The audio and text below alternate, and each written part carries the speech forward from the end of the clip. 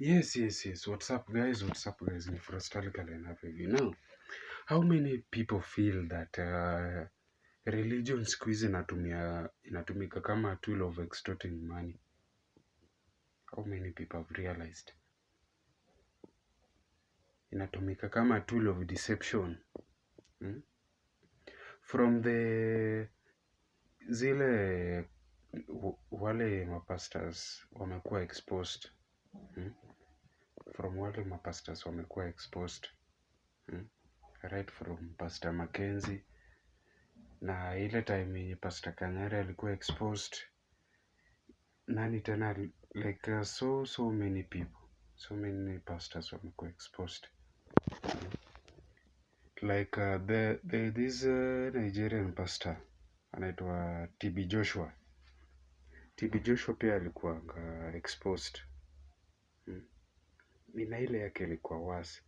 Ile yake ilikuwa somehow related, like ilikuwa kama ya Mackenzie.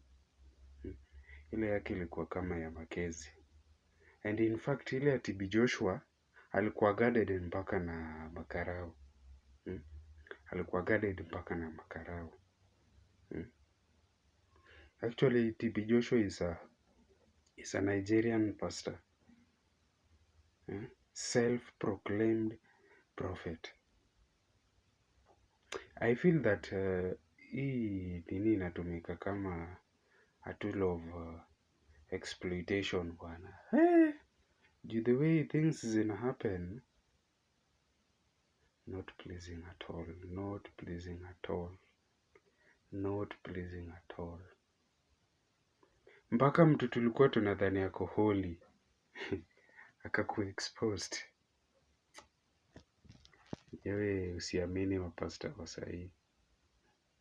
Ukienda kuomba, wewe omba kivyako. Kuwa na specific denomination yako yenye unajua this is the right one. Lakini ukiona ingine inakaa kama somehow cultic, kitu kama hiyo, I just feel that hepa, kimbia, toka mbio hapo. Hepa hiyo place bana. Hepa na utasaidika.